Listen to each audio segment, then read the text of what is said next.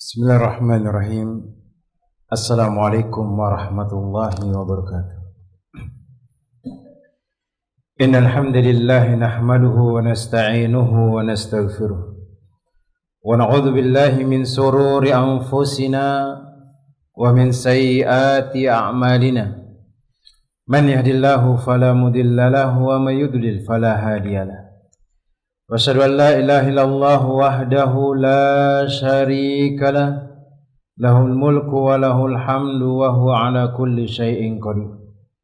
Wa asyhadu anna Muhammadan abduhu wa rasuluhu wa habibuhu wa khaliluhu, salawatu rabbi wa salamuhu alaihi wa ala alihi wa ashabihi wa man ihtada bihudahu ila yaumiddin. Yauma la yanfa'u malun wala banun illa man atallaha biqalbin salim.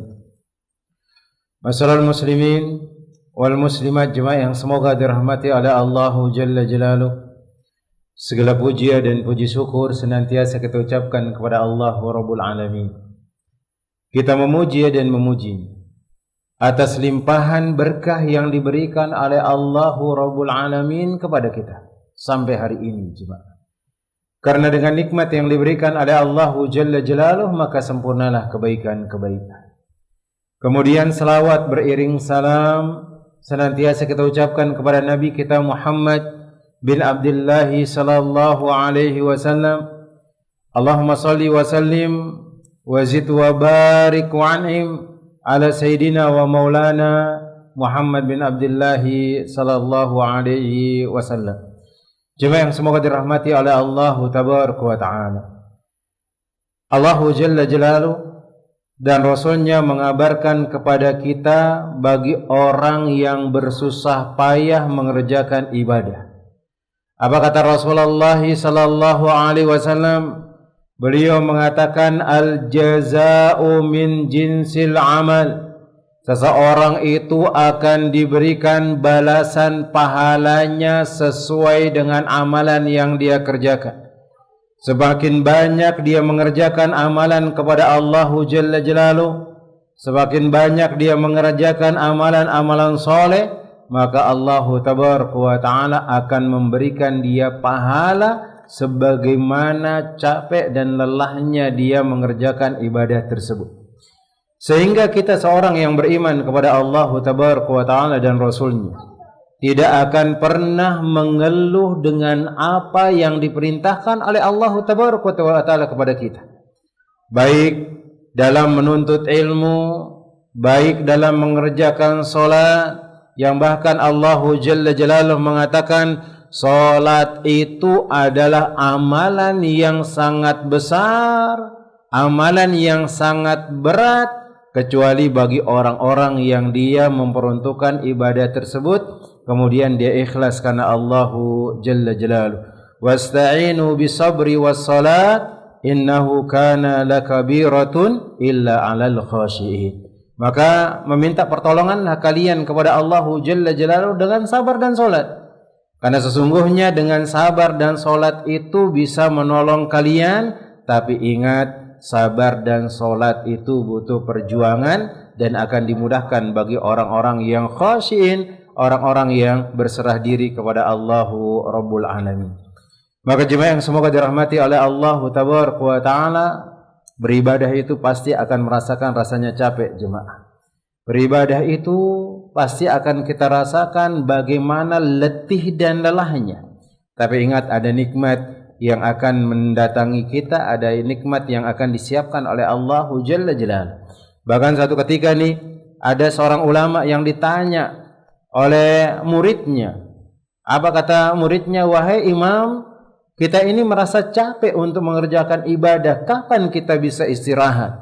Maka imam tersebut mengatakan, kita akan beristirahat awwaluna doa qadamaina fil jannah. Kita bisa beristirahat, kita bisa bergembira ketika kaki kita ini kita letakkan di tanah atau di surga Allah Jalla Jalaluh, maka semuanya akan hilang dan sirna dari rasa capek tersebut. Maka berbahagialah orang-orang yang menyibukkan dirinya dalam ketaatan kepada Allah Tabaraka wa Ta'ala, karena dia akan mendapatkan kemuliaan, dia akan mendapatkan keagungan, dia akan mendapatkan kemudahan dan kecintaan dari Allahu Rabbul Alamin. Jemaah yang semoga dirahmati oleh Allahu Jalla Jalaluh. Alhamdulillah pada kesempatan sore hari yang berbarokah ini kita masih diberikan kenikmatan oleh Allah Tabaraka wa Ta'ala, nikmat sehat dan nikmat waktu luang, dan bisa mempelajari kajian dan pelajaran kita, yaitu tentang permasalahan rapor merah suami istri yang dituliskan oleh Syekh Muhammad bin Ibrahim Al-Hamad, atau judul dalam bahasa Arabnya adalah Min Akhta'il Azwaj wa Zawjat, di antara kesalahan-kesalahan yang dilakukan oleh suami dan yang dilakukan oleh istri, yang hendaknya sang suami dan istri tersebut segera untuk memperbaikinya supaya dia mendapatkan kebahagiaan rumah tangga dan diridhai oleh Allah Tabaraka wa Ta'ala. Maka disebutkan oleh Imam atau Syekh Muhammad bin Ibrahim Al-Hamad, di antara kesalahan yang dilakukan oleh seorang suami, yang mana seorang suami ini harus terus berbenah diri dia. Ingat jemaah, kita katakan bahwasanya suami ini memiliki tanggung jawab yang besar, bahwasanya dia yang harus membawa keluarganya untuk masuk ke dalam surga Allah Tabaraka wa Ta'ala. Maka bahkan dia juga disyariatkan dan ditekankan untuk senantiasa belajar tentang ilmu agama, karena sejatinya yang membuat bahagia rumah tangga itu bukan hanya sekedar adanya uang, bukan hanya sekedar kita bisa memberi anak dan istri kita makan, tapi yang membuat kita bahagia adalah ketika Allahu Jalla Jalaluh bantuin urusan rumah tangga kita, bantuin urusan dunia kita, dan bantuin segala yang kita butuhkan. Dan untuk mendapatkan bantuan Allahu Jalla Jalaluh jemaah adalah kita mendekatkan diri kepada Allahu Tabaraka wa Ta'ala.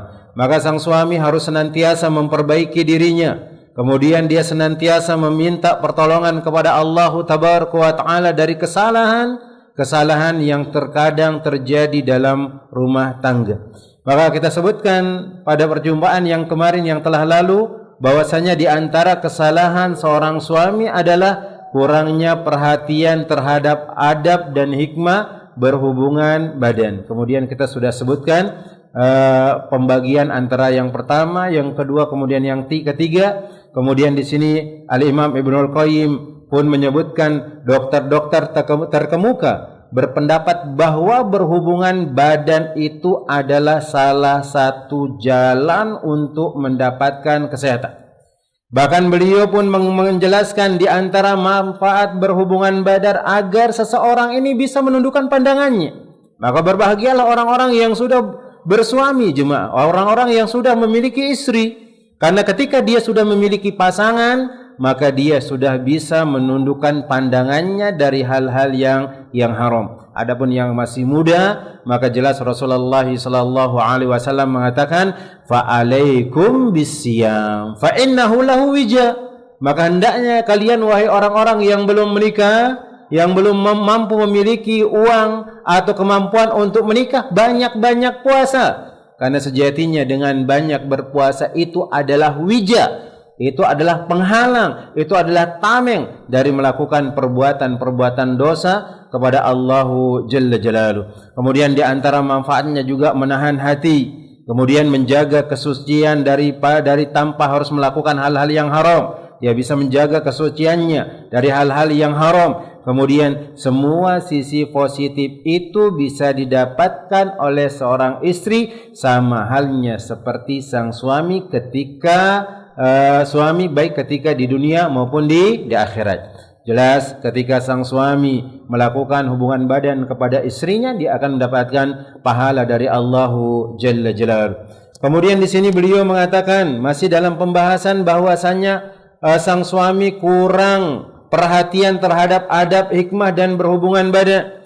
Kemudian yang kedua, proporsional dalam melakukan hubungan badan. Maka di sini dalam agama Islam kita dianjurkan untuk memperbanyak. Maka itu adalah suatu kebahagiaan, suatu kesehatan, tapi tidak boleh berlebih-lebihan karena akan mendatangkan mudarat.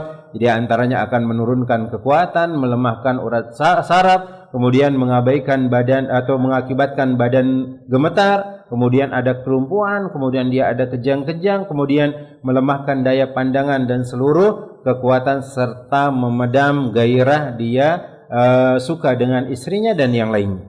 Kemudian yang berikutnya jemaah yang semoga dirahmati oleh Allah Tabaraka wa Ta'ala, kemudian memahami adab-adabnya. Maka lihat Nabi sallallahu alaihi wasallam ketika beliau didatangkan Aisyah radhiyallahu taala anha, jemaah, ketika Rasulullah sallallahu alaihi wasallam mulai membina rumah tangga dengan Aisyah. Rasulullah SAW menikahi Aisyah itu umur 7 tahun, enggak salah juga. Kemudian disebutkan beliau mulai bina di umurnya 9 tahun dari Aisyah radhiyallahu taala anha. Maka Rasulullah SAW ketika dipertemukan dengan Aisyah, Rasulullah SAW karena tahu Aisyah adalah orangnya pemalu dan yang lainnya, maka beliau mencairkan suasana dengan mengambilkan air minum, kemudian beliau minum, kemudian disodorkan kepada Aisyah radhiyallahu taala anha. Beliau bermain-main, kemudian beliau juga mengetahui manfaat penting dari hal tersebut, kemudian mencari cara yang paling baik serta waktu-waktu yang paling tepat untuk melakukannya, jemaah. Kemudian yang berikutnya, seseorang pula harus memahami tata cara dia mandi janabah, mandi junub. Karena banyak di antara kita yang dia tidak paham dengan hal tersebut.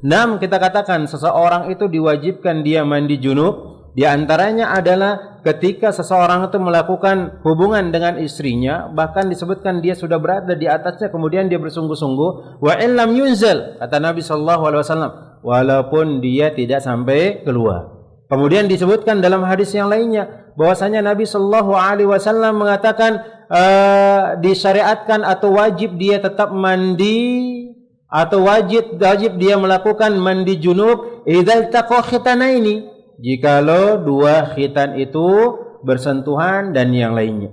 Kemudian harus ditahu juga bagaimana ketika dia mau hendak makan, kemudian dia hendak tidur atau dia ingin mengulanginya, maka dia disyariatkan untuk berwudu. Kemudian disebutkan oleh Imam Ibnu Qayyim rahimahullahu taala, beliau mengatakan melakukan mandi dan berwudu setelah melakukan hubungan dengan istri bisa mendatangkan tenaga baru, bahkan membuat badan itu menjadi segar, kemudian mengembalikan sebagian energi yang telah hilang dan semakin menyempurnakan arti bersuci serta membersihkan diri.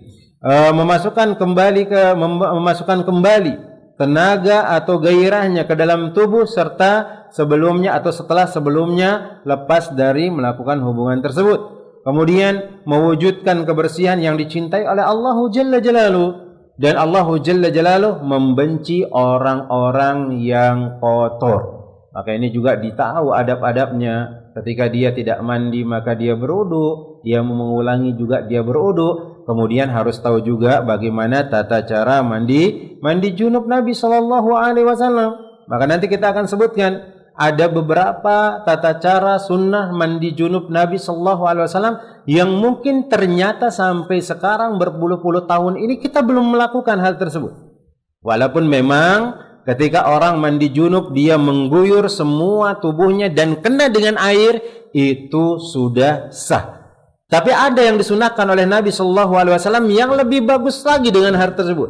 Yang mana ketika seseorang melakukan sunnah Nabi tersebut, maka dia akan mendapatkan pahala yang sangat besar. Dia mendapatkan pahala mengikuti sunnah Nabi sallallahu alaihi wasallam. Jemaah yang semoga dirahmati oleh Allah Jalla Jalaluhu, mengikuti semua yang dikerjakan oleh Nabi, jemaah. Di antara sunnah-sunnah Nabi sallallahu alaihi wasallam itu mendapatkan pahala, jemaah. Bukan berarti kita tidak mendapatkan pahala, lah. Apapun yang kita kerjakan dan itu dikerjakan oleh Nabi sallallahu alaihi wasallam, maka Allahu Rabbul Alamin akan memberikan kita pahala yang besar. Bahkan dengan senantiasa mulazamah, dengan senantiasa mengikuti sunnah Nabi sallallahu alaihi wasallam, itu akan membuat kita bisa datang ke telaga Al-Kautsar.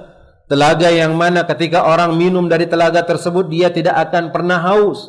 Orang yang dia minum dari hal tersebut dia tidak akan pernah merasakan dahaga dan lapar. Tetapi orang-orang yang dia bahkan membenci, atau dia tidak pernah melakukan sunnah tersebut, bahkan dia lupa dengan sunnah Nabi sallallahu alaihi wasallam, maka tidak ada yang bisa dibanggakan. Bahkan ada orang yang dia melakukan hal yang tidak pernah diajarkan oleh Nabi sallallahu alaihi wasallam.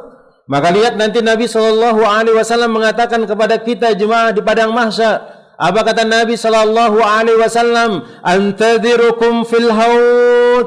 Aku tunggu kalian di telagaku, aku tunggu kalian di telagaku. Maka ketika Nabi sallallahu alaihi wasallam sudah menunggu kita di telaga, ternyata kata Nabi sallallahu alaihi wasallam ada orang-orang yang dihalangi oleh malaikat untuk datang ke telaga tersebut. Akhirnya Nabi sallallahu alaihi wasallam mengatakan, ummati, ummati, ummati, umatku, umatku ya Allah, umatku ya Allah. Kenapa engkau mencegah dia untuk datang ke telagaku ya Allah? Kenapa engkau cegah dia untuk datang minum dari telagaku ya Allah? Maka dikatakan kepada Nabi kita Muhammad bin Abdullah sallallahu alaihi wasallam, beliau mengatakan atau dikatakan kepada beliau, ya Muhammad, anta la tadri ma hadithu ba'dak. Wahai Muhammad, engkau enggak tahu apa yang terjadi setelahmu. Banyak orang yang meninggalkan sunnahmu, banyak orang yang tidak peduli dengan sunnahmu, kemudian banyak orang-orang yang dia tidak mengajarkan sunnahmu atau tidak mengamalkan sunnahmu, tapi dia mengamalkan sunnah-sunnah yang tidak ada contoh darimu wahai Muhammad. Maka di sini jemaah yang semoga dirahmati oleh Allah Jalla Jalaluhu, oleh sebab itu jika ada seorang yang ingin mengulangi kemudian sebelum dia mandi junub, maka disyariatkan baginya untuk berwudu. Di antara hal tersebut yang dia lakukan, sebagaimana hal itu telah diriwayatkan oleh Imam Muslim dalam sahihnya dari Haris Abu Sa'id Al-Khudri radhiyallahu taala anhu. Maka ia mengatakan, idza ata ahadukum ahlahu summa arada ay ya'uda falyatawadda. Jikalau ada salah seorang di antara kalian yang mendatangi istrinya kemudian dia ingin mengulanginya, maka hendaknya dia berwudu.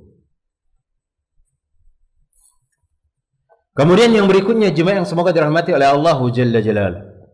Adapun sifat dari mandi junub itu adalah dengan cara seseorang ini dia meniatkan dirinya untuk mandi junub sebelum dia memulai. Ingat, amalan itu tergantung dari niatnya jemaah.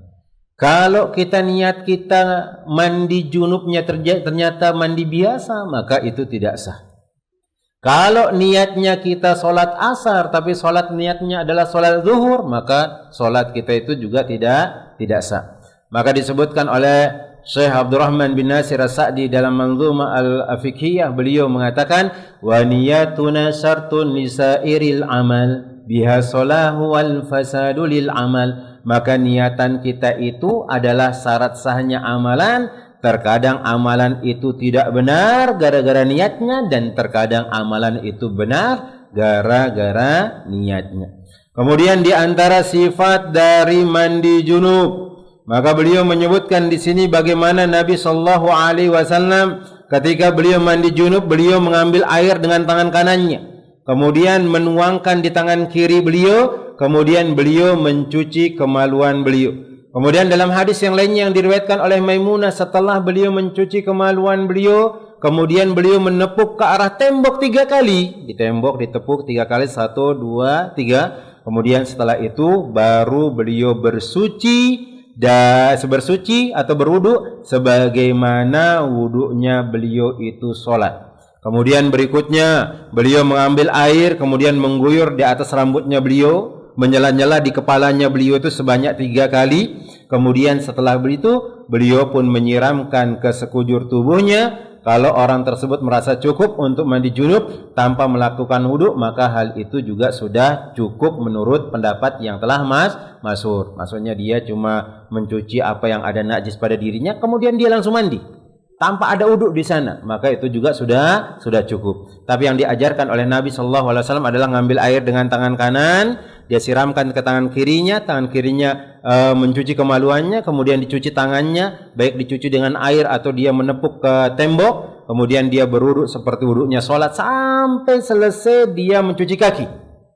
Kemudian setelah selesai berwudu, baru dia tuangkan air ke atas kepalanya sebanyak 3 kali. Dia sela-sela rambutnya, sehingga ketika dia merasa nih airnya sudah sampai kena ke kerak kepalanya jemaah di bawah rambutnya tersebut, baru dia siram tubuhnya sebelah kanan, baru dia siram tubuhnya sebelah kiri, kemudian dia guyur ke semua badannya. Maka itu yang diajarkan oleh Nabi Shallallahu Alaihi Wasallam.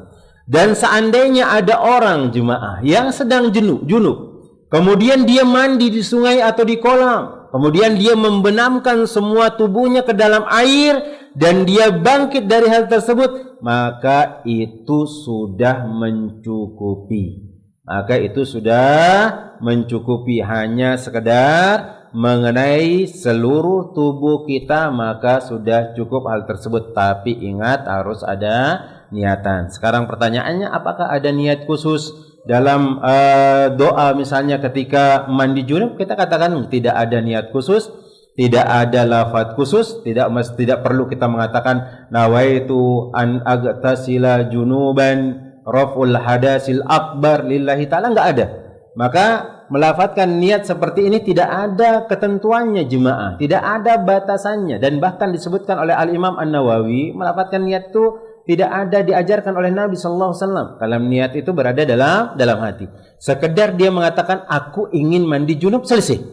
Cukup. Atau mungkin dia dari kamarnya sudah beranjak ke kamar mandi, dia ingin mandi junub, selesai. Cukup. Karena kita tidak boleh melakukan suatu amalan atau suatu lafaz tertentu yang memang tidak ada disebutkan oleh Nabi Shallallahu Alaihi Wasallam, dan kita cari memang tidak ada lafaz-lafaz tertentu dengan hal tersebut dan kita membatasinya, nggak ada jemaah. Sekedar kita mengatakan saya mau mandi junub, maka sudah cukup. Allahu taala alam bisawab. Kemudian yang berikutnya jemaah yang semoga dirahmati oleh Allahu Jalla Jalaluhu, yang diantara kesalahan yang dilakukan oleh seorang suami, terkadang seorang suami ini menyebarkan rahasia ranjangnya jemaah. Dan ini dalam agama Islam adalah hal yang dibenci oleh Allah Tabaraka wa Ta'ala. Bahkan nanti akan disebutkan Nabi Sallallahu Alaihi Wasallam, dan bahkan disebutkan oleh Nabi SAW. Apa kata Nabi SAW? La'alla rajulan yuqalu ma yaf'alu bi ahlihi la'alla imra'atan tukhbiru biha wa fa'alat ma'a zawjiha. Kemudian yang lainnya, fala taf'alu, kata Nabi, janganlah kalian melakukan hal tersebut, karena hal tersebut di antara perilaku setan yang dia membicarakan aibnya atau rahasianya kepada orang-orang yang tidak layak mendengar hal tersebut. Maka di antara tipe seorang suami, dia terkadang atau ada yang di antara mereka yang tidak memiliki rasa malu. Bahkan dia terkadang memiliki muka yang tebal jemaah dari hal tersebut. Ya, merasa tega menceritakan urusan ranjangnya, bahkan kehidupan rumah tangganya. Bahkan terkadang ia menceritakan perbuatan itu dengan penuh bangga dia. Bahkan menganggap bahwa perbuatan yang ia lakukan itu merupakan sesuatu yang bisa menyempurnakan keperkasaannya. Jemaah, kita katakan, la, itu bukanlah yang diajarkan oleh Nabi. Bahkan itu adalah sifat pengecut, sifat yang hina, yang dia menzalimi istrinya. Maka demi Allah, tindakan semacam itu tidak pantas dibanggakan, dan bentuk yang lainnya, atau bukan bentuk kesejatian, atau bukan bentuk keperkasaan. Tidaklah semacam ini, tidak lain hanyalah sesuatu yang menyedihkan dan menghilangkan rasa malu pada diri seseorang. Maka kebanggaan apakah yang bisa ditonjolkan dengan menyingkap auratnya sendiri? Atau suatu ungkapan sebuah aurat bisa dikatakan sebagai aurat, manakala menyingkapkannya bisa membuat manusia terlihat buruk. Maka oleh karena itu jemaah, seseorang yang berakal tidak akan mau untuk menyingkap auratnya sendiri, bahkan secara fitrah maupun secara akal. Di samping itu, isyarat atau syariat Islam juga telah melarang perbuatan demikian. Lantas, bagaimana mungkin seorang diperbolehkan untuk menceritakan auratnya? sampai seakan-akan orang tersebut atau orang yang mendengar bisa melihat auratnya dengan mata telanjang atau membayangkannya jemaah. Maka dalam agama Islam sifat-sifat seperti ini adalah sifat-sifat yang dilarang oleh Allah Tabaraka wa Ta'ala dan Rasulnya. Bahkan orang-orang yang tidak ada rasa malu dia, bahkan orang-orang yang tidak ada rasa cemburu auratnya dan aurat istrinya diceritakan, bahkan orang-orang seperti inilah yang diharamkan masuk surga oleh Allah Tabaraka wa Ta'ala, yang dia tidak merasa jijik, yang dia tidak merasa aib ketika membuka rahasianya. Maka permisalan semacam ini telah datang dia dalam hadis Nabi sallallahu alaihi wasallam yang berasal dari Asma binti Yazid radhiyallahu anhuma. Dahulu dia berada di sisi Rasulullah sallallahu alaihi wasallam, sedangkan kaum laki-laki dan kaum wanita duduk di sisi beliau. Lalu sallallahu alaihi wasallam bersabda, la'alla rajulan yuqalu aw yaqulu ma yaf'alu bi ahlihi wa la'alla imra'atan tukhbiru bima fa'alat ma'a zawjiha. Maka Nabi SAW mengatakan kepada para sahabat yang hadir di sisi beliau sallallahu alaihi wasallam dan sahabiah, barangkali seseorang laki-laki mengatakan apa yang ia lakukan kepada atau bersama istrinya, dan barangkali seorang perempuan juga mengabarkan apa yang telah dia kabarkan kepada atau kabarkan apa yang dia lakukan bersama suaminya. Maka semua orang yang hadir pun terdiam dan tidak ada yang menyahut. Kemudian aku pun berkata, ya demi Allah, wahai Rasulullah sallallahu alaihi wasallam, sesungguhnya kaum wanita benar-benar telah mengatakannya dan kaum laki-laki pun telah melakukannya. Kemudian Nabi sallallahu alaihi wasallam setelah mendengar kabar seperti itu, maka Nabi sallallahu alaihi wasallam mengatakan, fala taf'alu, janganlah kalian lakukan hal tersebut. Fa innama masalu dzalika masalu syaitani laqiya syaitana fit tariq faghashiyaha wan nasu yanzuruna. Maka Nabi sallallahu alaihi wasallam mengatakan, janganlah kalian lakukan hal tersebut, karena hal tersebut itu sama seperti setan laki-laki bertemu dengan setan perempuan di sebuah jalan, kemudian dia melakukan hubungan dan para manusia atau manusia melihat apa yang dia lakukan. Maka dalam hadis di atas jemaah terdapat larangan yang sangat jelas untuk membuka rahasia antara seorang istri dengan suami, dia sebarkan atau dia ceritakan kepada orang lain.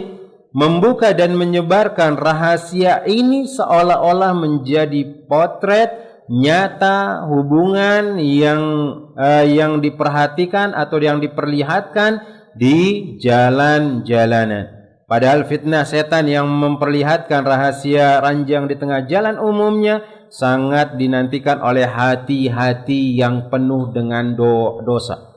Dan banyak harta yang dialirkan ke jalan-jalan yang bisa mengantarkan kepadanya.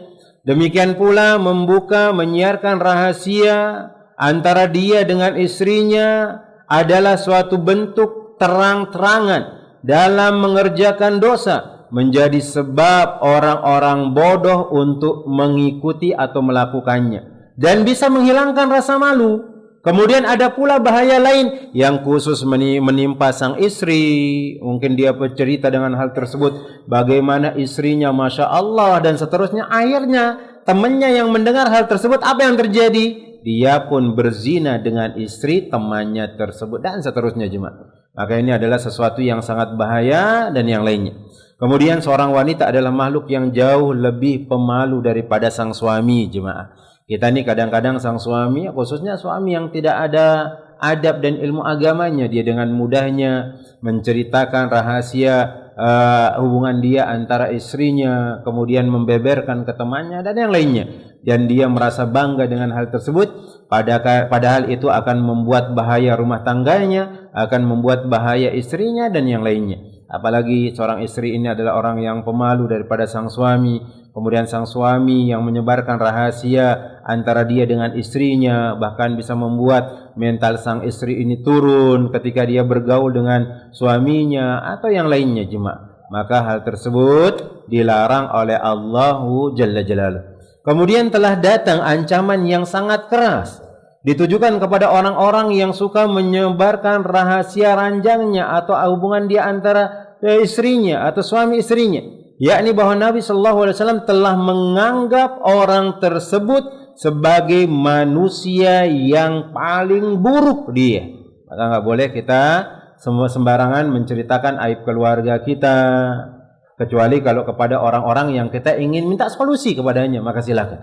Atau kepada orang-orang yang kita ingin berbagi informasi bagaimana seperti ini dan yang lainnya, maka silakan, enggak jadi masalah kalau memang itu adalah manfaatnya, kemudian tidak terjadi hal-hal yang diharamkan oleh Allah dan Rasulnya.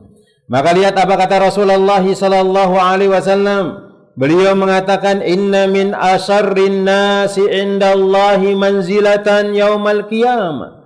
Sesungguhnya di antara manusia yang paling buruk di sisi Allah kedudukannya pada hari kiamat, ar-rajula yufdi ila imra'atihi wa tufdi ilaihi summa yanshuru sirraha. Maka Nabi sallallahu alaihi wasallam mengatakan, seorang laki-laki yang dia mendatangi istrinya dan istrinya mendatangi suaminya, kemudian sang suami menyebarkan rahasia tersebut, maka hukumnya adalah haram, jemaah.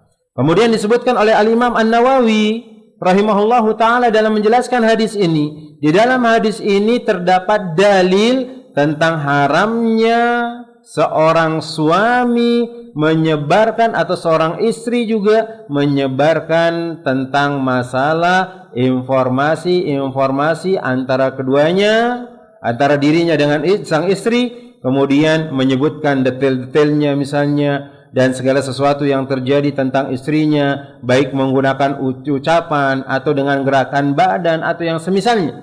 Adapun semata-mata menyebutkan hal tersebut tanpa ada faedah dan kebutuhan, maka hukumnya adalah makruh, karena tindakan tersebut berseberangan dengan rasa malu. Nabi sallallahu alaihi wasallam mengatakan, "Man kana yu'minu billahi wal yaumil akhir falyakul khairan aw liyasmut."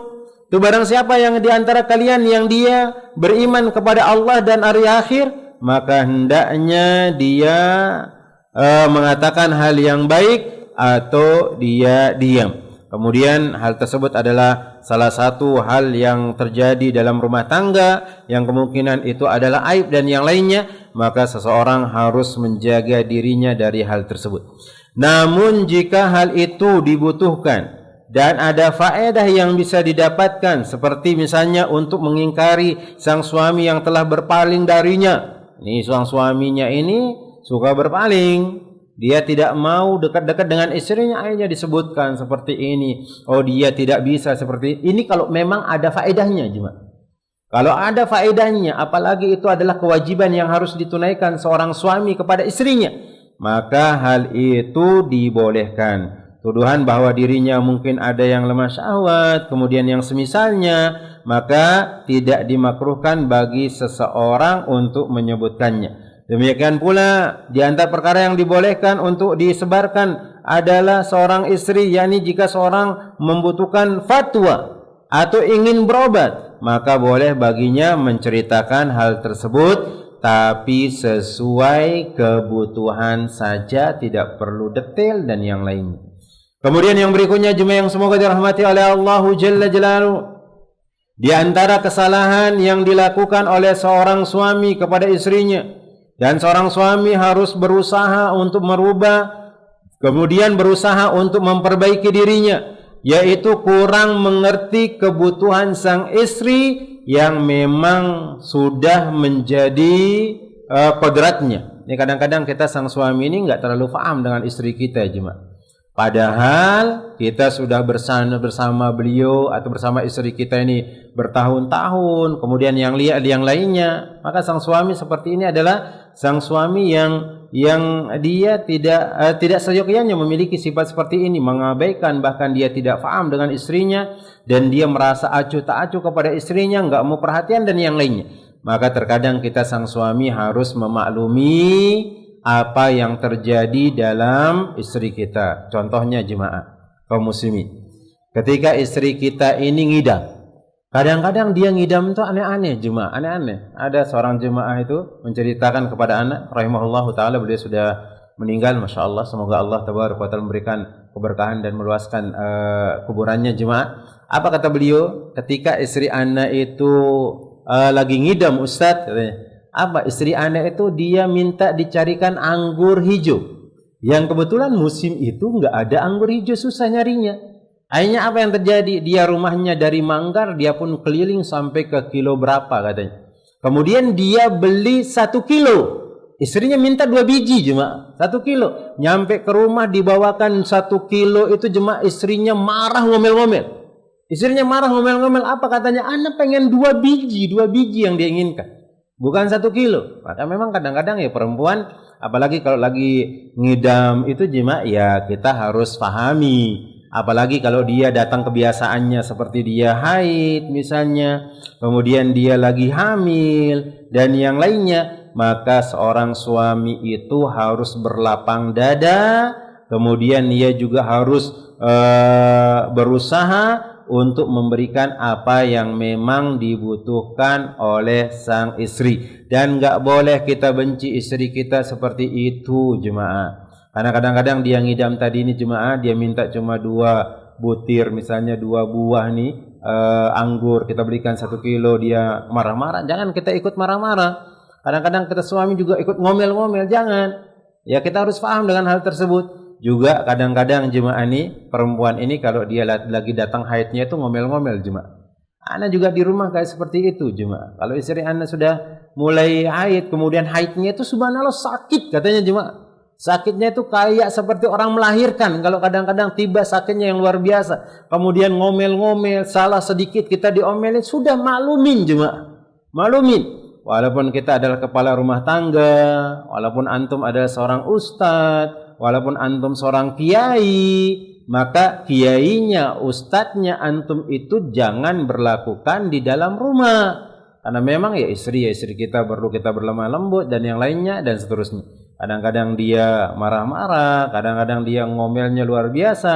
Ketika marah kepada anak juga kadang-kadang telinga kita sakit mendengarnya. Maka kita maklumin hal tersebut, kemudian berusaha untuk memberikan apa yang diinginkan oleh istri kita dan jangan mudah kemudian kita mentalaknya. Kita lihat kondisinya seperti itu, kita nggak paham, kemudian kita juga ikut ngomel-ngomel, akhirnya kita pun mentalak istri kita, padahal itu tidak tahu atau ia tidak tahu bahwa yang dilakukan oleh sang istri itu bukan atas kehendaknya sendiri, bukan kehendaknya sendiri jemaah, memang beda.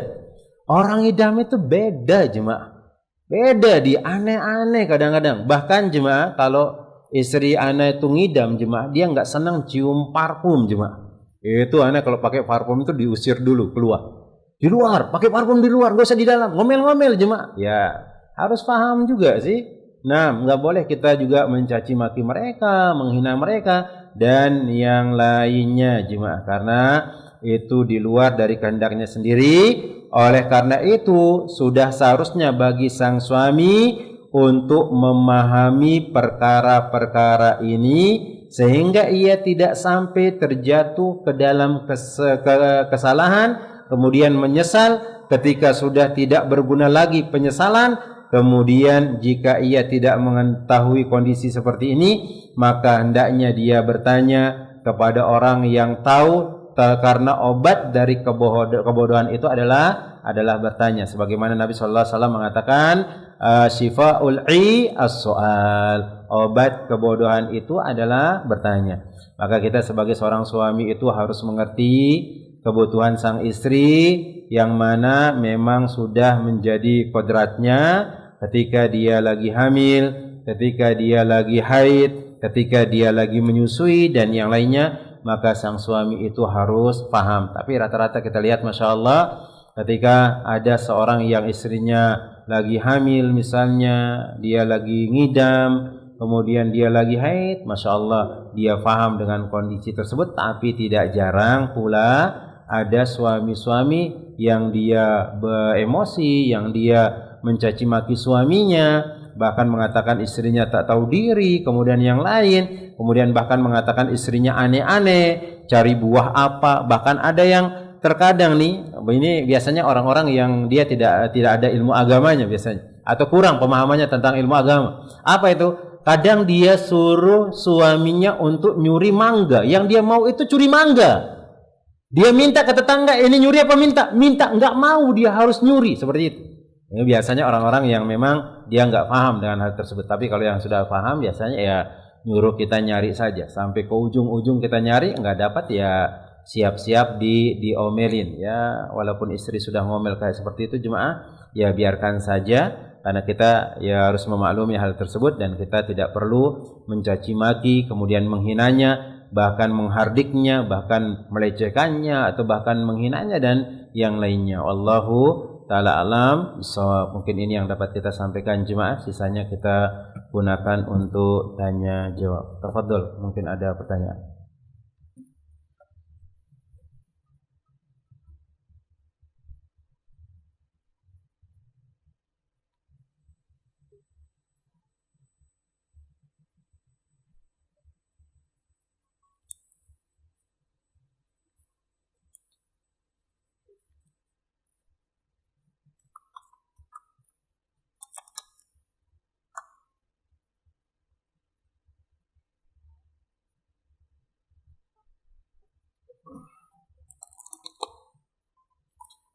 Ada pertanyaan coba.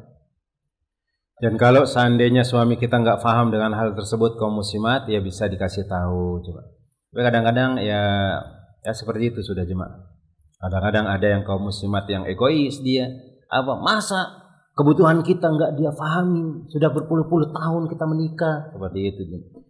Ya kadang kan ada suami yang peka, ada suami tidak peka jemaah. Dan untuk mendapatkan rumah tangga yang bahagia, kemudian yang harmonis, kemudian yang terus berada dalam keberkahan, ia saling memahami antara satu dan yang lain dan saling mengingatkan.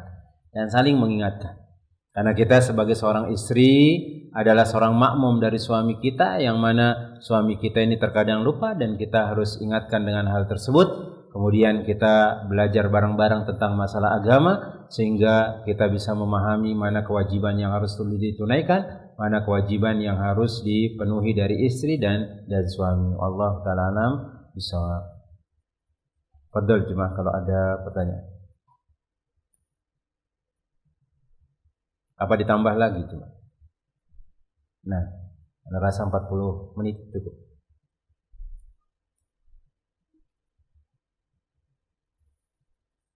Fadhol jemaah, enggak ada?